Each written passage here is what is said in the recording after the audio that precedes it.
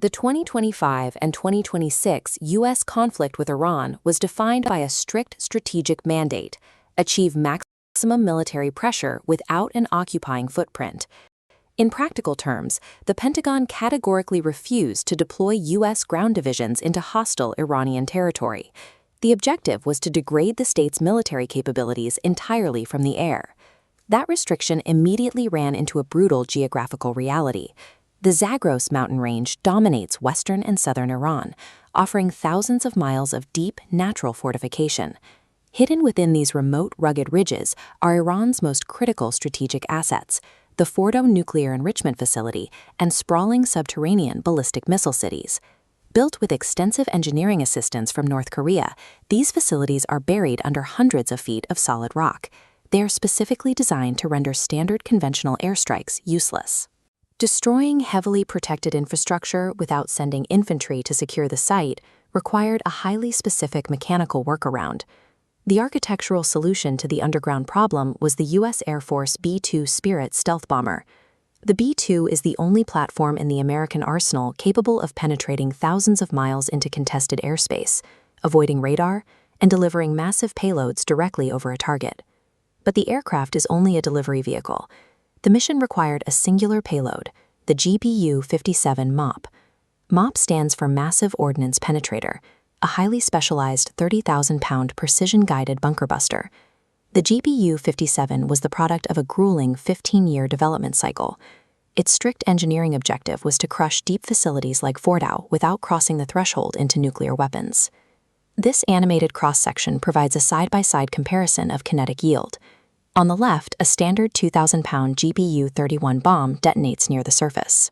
On the right, the 30,000-pound GBU-57 uses its sheer mass and gravity to slice deep into the terrain. The penetrator punches through solid rock and thick, reinforced concrete.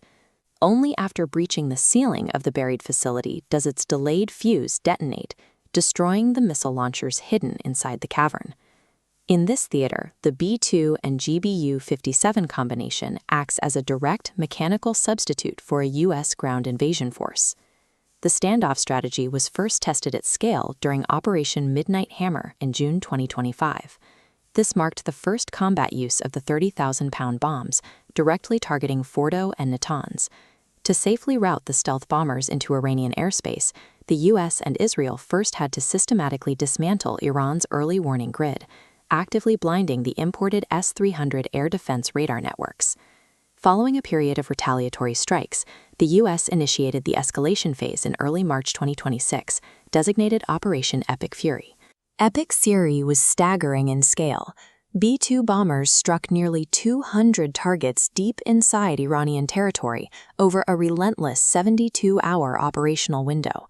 The immediate tactical results were highly effective. Military officials recorded a 90% decrease in Iranian ballistic missile attacks within the first 24 hours of the operation. Additionally, retaliatory drone operations out of Iranian territory dropped by 83%. In the short term, Standoff air power successfully achieved its directive.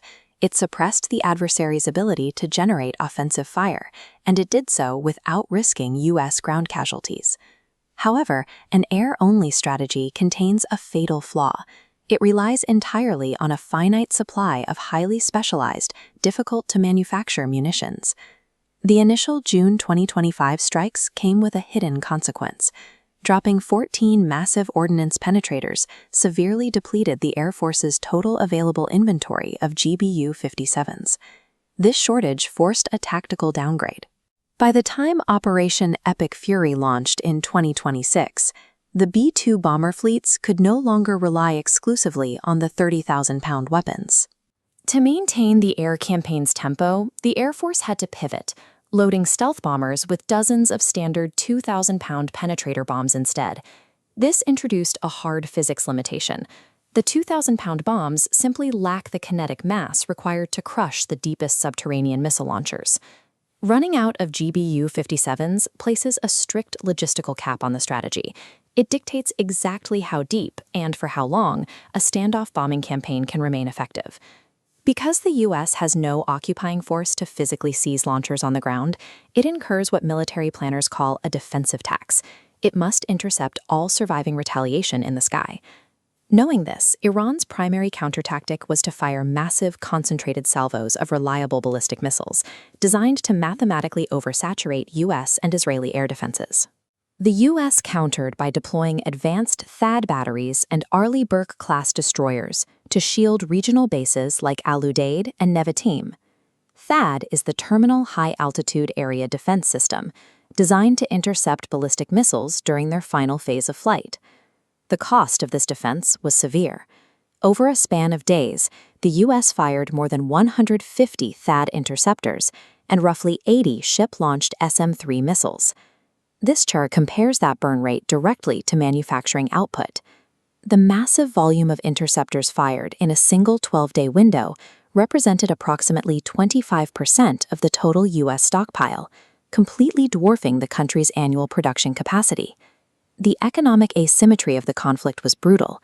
The U.S. was forced to spend up to $28 million per interceptor just to shoot down relatively cheap enemy projectiles.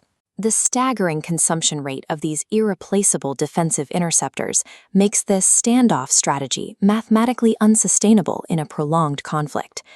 Ultimately, evaluating this strategy requires looking at the political objective. Much of modern air power doctrine is driven by the catalyst theory. The core premise of the catalyst theory dictates that precise, overwhelming physical destruction from the air can shatter a regime's organizational structures, forcing an internal political collapse.